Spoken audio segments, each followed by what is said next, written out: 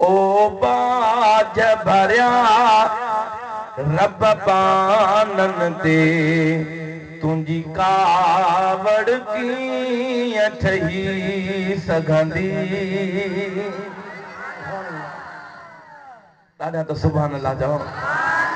ओ बाज भरिया रब बानन ते तुंजी कावड़ कीअं ठही सघंदी।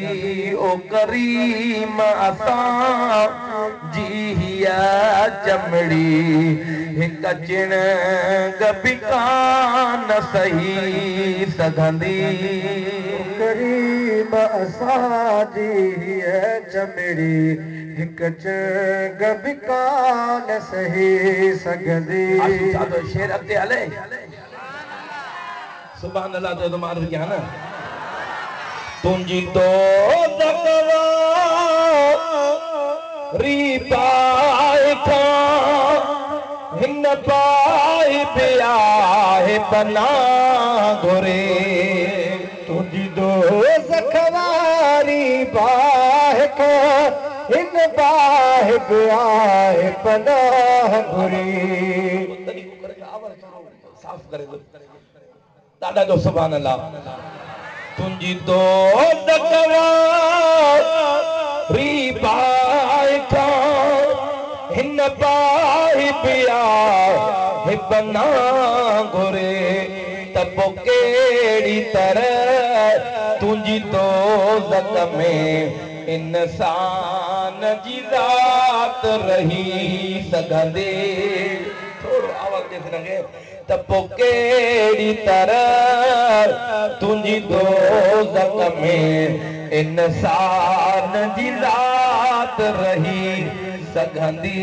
ओ करीम असां जी हीअ चमड़ी हिक चिणग बि कान सही सघंदी। दिल चवई त अॻिते बि अञा शेर पढ़ां थोरो अञा ॻाल्हायां। सुभान अल्लाह।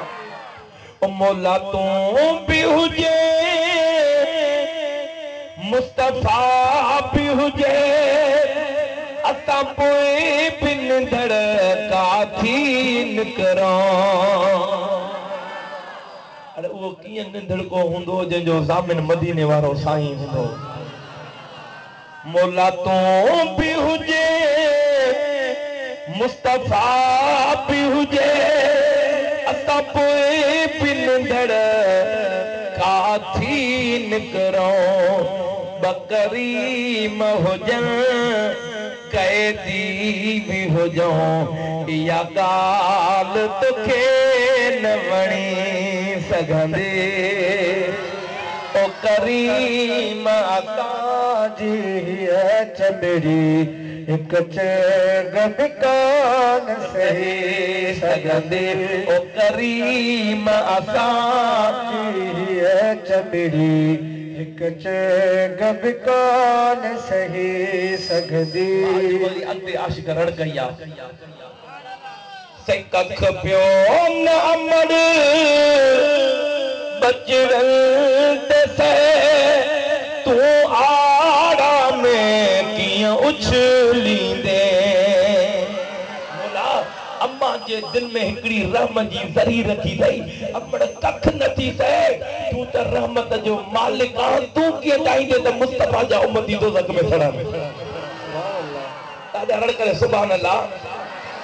से कख पियो न अमड़ बचड़न ते से तूं आड़ा में कीअं उछलींदे। से मां पीउ खां वधि तोखे प्यारा हो अहिड़ो प्यार अमड़ न ॾेई सघंदे। मां पीउ असां वधि प्यारा हो एॾो प्यार अमड़ न ॾेई सघंदी।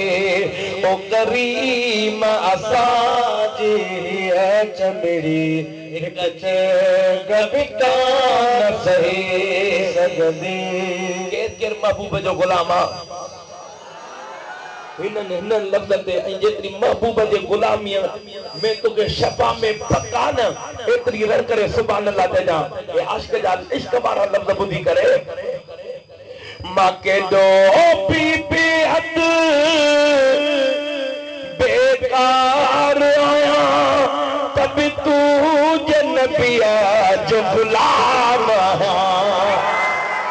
गुलाम वेठ वारो मुस्तफा जा गुलाम आयो दादे रड़ करे सुभान अल्लाह ये न हाथ मथे करे रड़ करे वरी वरी आशिक जा लफ्ज़ बुधो सुभान अल्लाह का घट न हुजे वध खपे मां के दो पी पी हद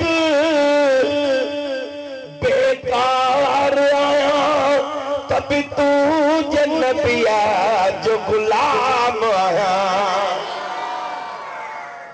दिल बेडोटा हकरे तकरे दिल यार दान रहे सगंदे ओ करीम असां जे चमड़ी कजण कान सही सगंदी करे सुभान अल्लाह।